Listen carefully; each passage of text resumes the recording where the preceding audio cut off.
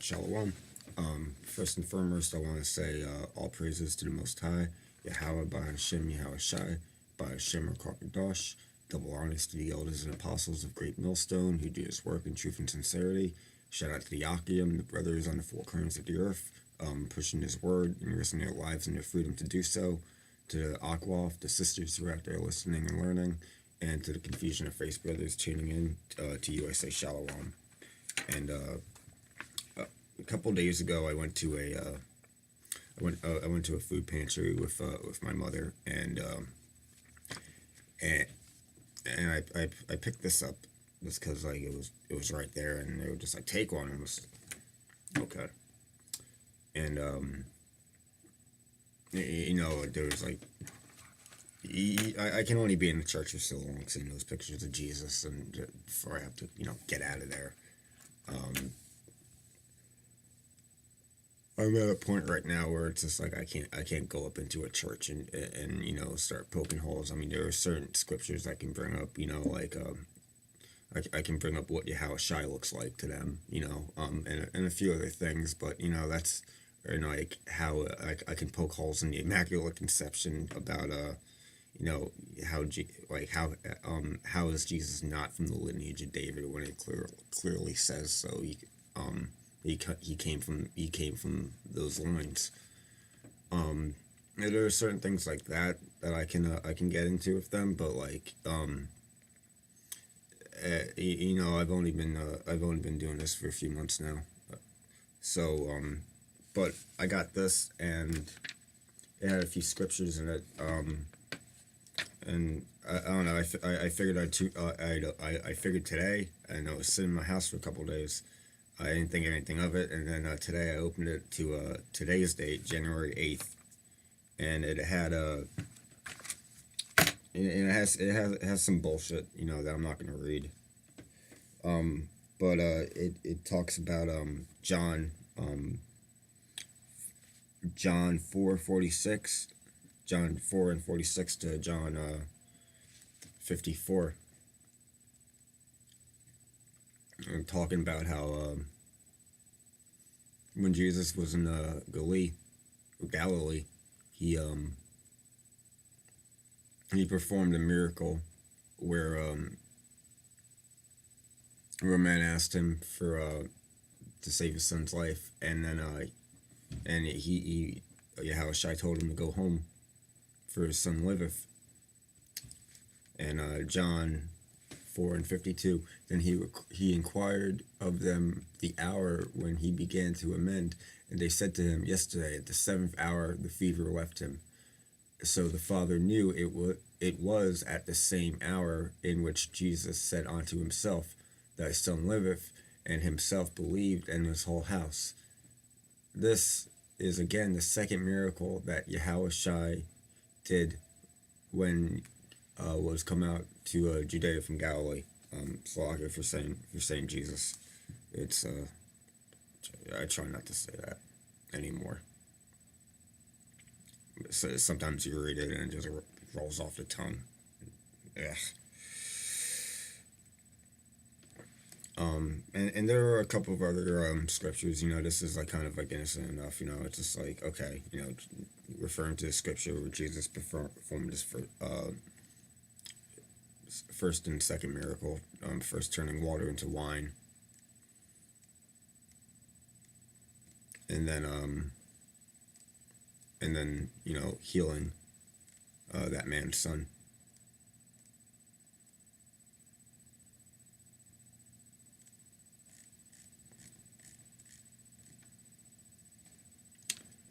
It also goes into but like underneath it, there's a bunch of stuff here. I don't know if you can see it. There's John, it has Revelations, Isaiah, and it has a couple books and Psalms. So, it's referring to Jesus performing a miracle. But, tune in. Let's go to Isaiah 59 and 15 and see what it says.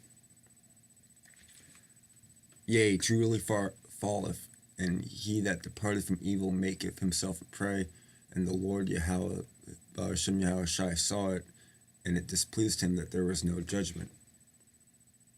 And he saw that there was no man, and wondered that there was no ancestor. Therefore his arm brought salvation unto him, and his righteousness it sustained him.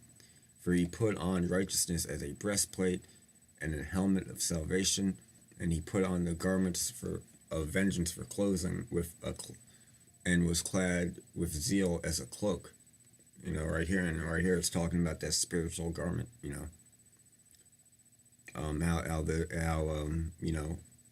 We wear this righteousness as a breastplate. And the helmet of salvation. It's the knowledge, wisdom, and understanding from Yahweh Ba'ashem Yahweh Shai. And the garments of vengeance, when brothers go out on the highways and byways, they have physical garments, but like this whole faith is a garment. And the zeal is a cloak. Isaiah 59:18, according to their deeds, accordingly he will repay fury to his adversaries, recompense to his enemies. To the islands he will repay recompense. So they shall fear the name of the Lord Yahweh Ba'ashem Yahweh Shai from the west, and his glory from the rising sun.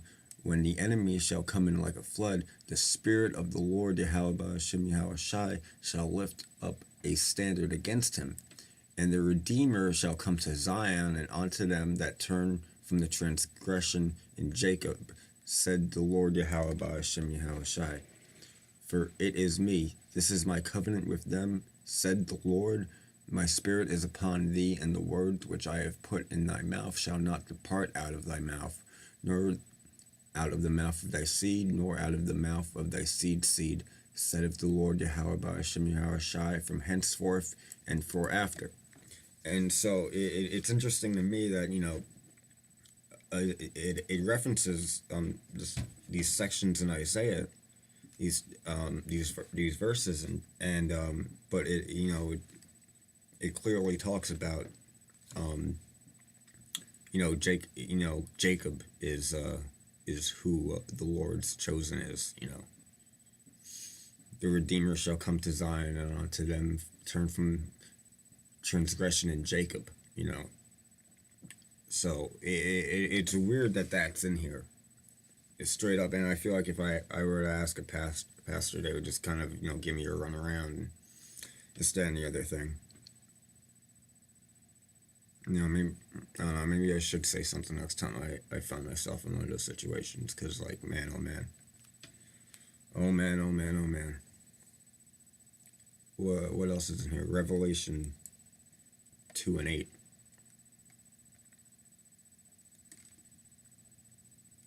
This chapter starts off with 7 candlesticks. And unto the Revelation 2:8, and unto the angel of the church of Samaria write, these things said the first and last, which was dead and is alive. I know thy works, and tribulation, and poverty, but thou art rich. And I know the blasphemy of them which say they are Jews, and they are not, but they are the synagogue of Satan. And it's interesting that that's in here too, because it's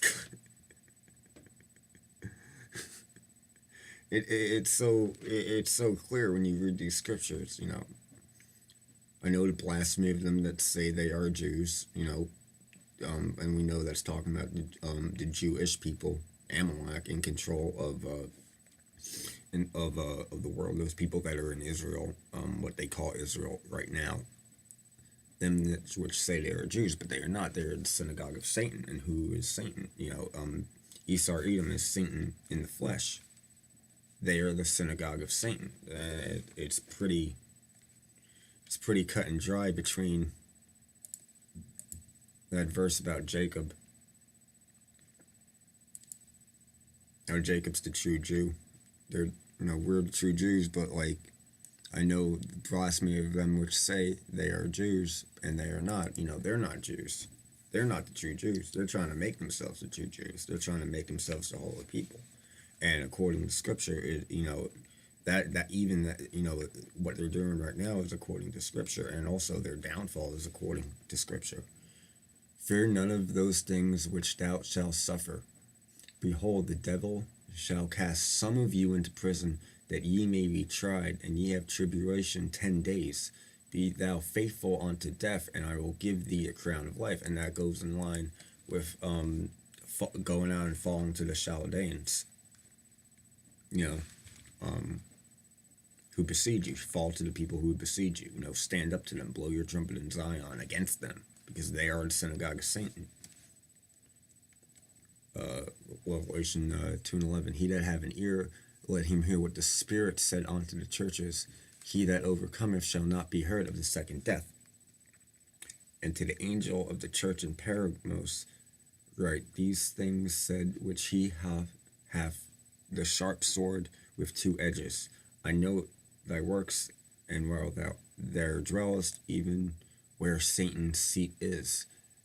And thou hold fast my name, and have not denied my faith, even in those days wherein Erpins was my faithful martyr, who was slain among you, where Satan dwelleth. But I have a few things against thee, because thou hast there them to hold the doctrine of Balaam, who taught Balak to cast a stumbling block before the children of Israel, to eat things sacrificed unto idols, and to commit fornication. And that's all just what's happening here. That's what the synagogue of Satan promotes. They promote that doctrine of Balaam. They promote, they don't want the children of Israel to know who they are. Then they sacrifice things unto idols. They eat things sacrificed unto idols. Jesus Christ, Buddha, Allah, any other name besides Yahweh Hashem Yahweh Shai. Even people, and this place Babylon the Great is full of idols. Like when you're a kid, you have action figures, and it's just like you make them fight or whatever you do with them, and but then like you grow up, and then you start and then you see people like they collect action figures in their house, and they have like all these shelves of all their favorite characters from all their favorite shows. Well, guess what? Those things are idols, man. Those things are idols, and you might not be sacrificing food unto them, but if someone breaks a statue of your favorite cartoon character or your favorite superhero or whatever action figure thing you have on your shelf, if someone breaks that, man, you pay $300 for that. First of all, why you pay $300 for a fucking toy? Second of all, you're gonna be mad. You're gonna be mad because someone broke your thing. So you trying to tell me that those not idols? Now, I'm not saying, and there's like kind of like a mental distinction you have to make. Well, it's just like an action figure, or that I don't care about. Like if like someone breaks like a really nice knickknack, like everybody's mom has like a lot of knickknacks on their shelf, like Hummel figurines. You mean to tell me like if you broke one of those things, the owner wouldn't be mad? She won't be mad. Of course she'd be mad. She paid for that thing. And she also kind of like puts life into that thing a little bit, so it's an idol onto these people that own it, so they might not sacrifice like lambs to these fucking toys, but like they're idols, man. And these posters too, you have these images of like anyone from any show, and especially these like creepy ass Halloween-esque gothic, demonic, aesthetic images, man. Those are idols, man. Get that shit away.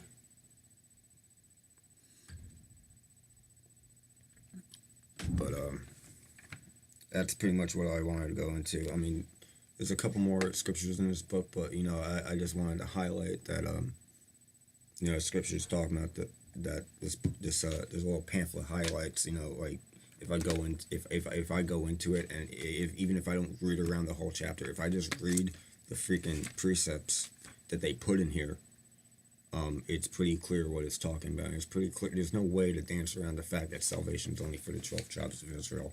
It's only for the elect. It's only for the 1/3. It's not for Esau, Edom. It's not for any of those 2/3 either. So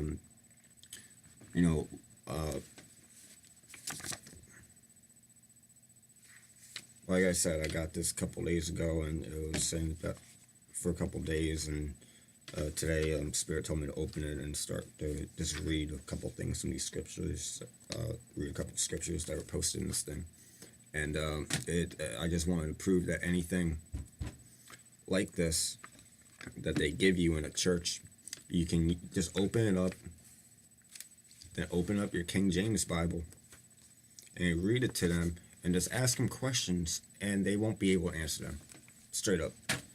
The stuff, like, they can't disprove it, even no matter how hard they try, and that's pretty much it. That I want to say. Barak Yahweh, Barak Yahweh Shai, Barak Yahweh B'Hashem Yahweh Shai. Peace and blessings to the hopeful elect of Israel, and hope this was edifying. Shalom.